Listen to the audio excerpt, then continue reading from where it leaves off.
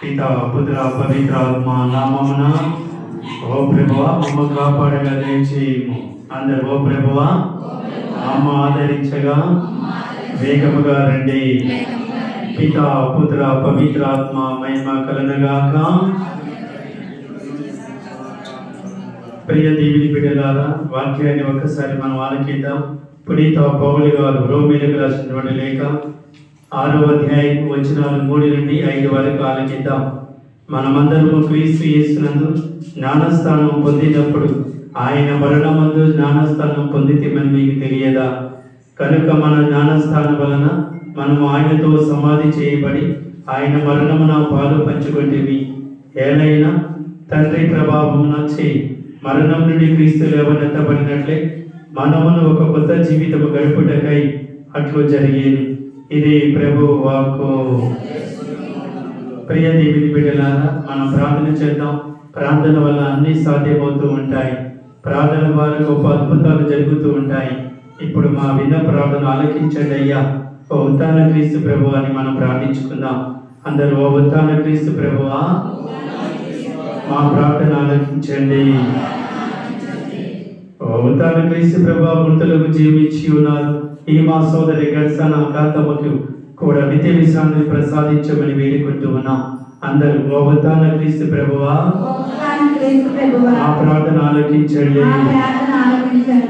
ఓ ఉత్థాన క్రీస్తు ప్రభువా ఈ మా సోదరి చేసిన పాపాలు తప్పిదలన్నీ కూడా మన్నించి శిక్షను తొలగించి పరలోక బహుమతిని దయచేయమని వేడుకుంటూ ఉన్నాం. అందరూ ఓ ఉత్థాన క్రీస్తు ప్రభువా మా ప్రార్థన ఆలకించండి. ఓ ఉత్థాన క్రీస్తు ప్రభువా ఈ దినకరణ సమయంలో మేము మా జీవిత చివరి గడియలకై మేము సిద్ధపడినట్లు దీవులతో నింపమని వేడుకుంటూ ఉన్నాం. అందరూ ఓ ఉత్థాన క్రీస్తు ప్రభువా మా ప్రార్థన ఆలకించండి. ఓ ఉత్థాన క్రీస్తు ప్రభువా మరణించిన ఈ మా సహోదరి ఈ కుటుంబముకు లేని లోటును తీర్చండి ప్రభా. ఊరికను ధైర్యాన్ని శక్తిని ఇవ్వమని వేడుకుంటూ ఉన్నా. అందరూ ఓ ఉత్థాన క్రీస్తు ప్రభువా మా ప్రార్థన ఆలకించండి. దేవుని నామమందే మనకు సహాయం కలదు. అందరూ వారే పరలోకమును భూలోకమును సృష్టించితిరి. ఓ సర్వేశ్వరమా మనవిని ఆలకించినందరూ మా విన్నపము నీ సన్నిధికి చేరునుగాక. ఇప్పుడు అందరూ కలిసి ఒక పరలోచకం ఒక మంగళవాచకం తీర్థోత్సవాన్ని వేడుకుందాం.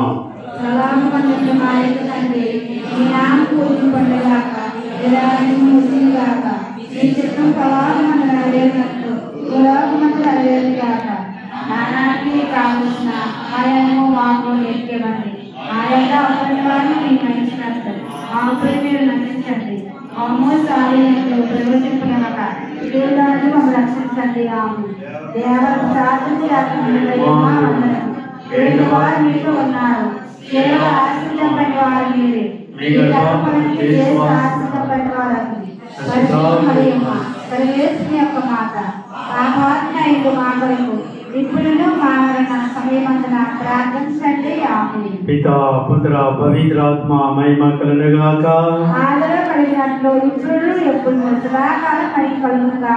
ప్రార్థించుదుము. మృత్యుంజయుడైన ఉత్థాన క్రీస్తు ప్రభువా నీ శిలువ బలి ద్వారా మమ్మ బంధవ్యక్తులను చేసి నిత్యానందమునకు అరువులను చేసి ఉన్నారు.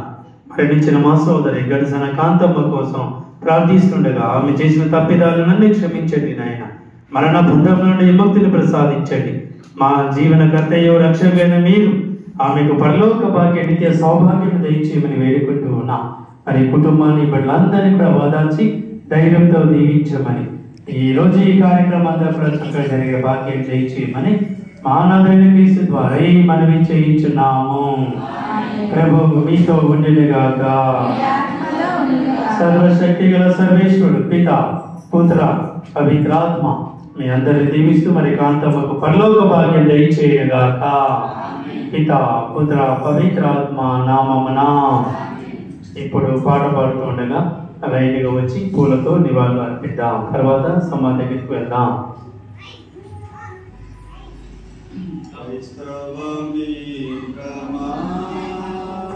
ప్రీతితో విను నా మాట